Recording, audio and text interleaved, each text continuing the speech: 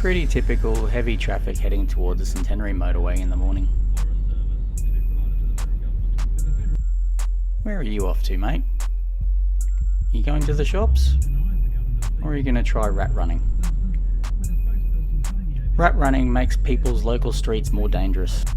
You're going to be really clever and bypass all the traffic. But usually it doesn't make much difference. It isn't much fun being stuck in traffic. That's a choice we make when we choose to drive places during peak hour, isn't it? It's a pretty selfish decision to try and avoid traffic by going down people's local quiet streets. But I guess some people just think they're very, very important.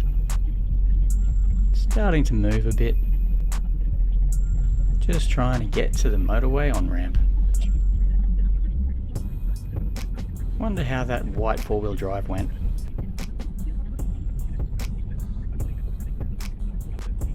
Hold on a sec, who's this?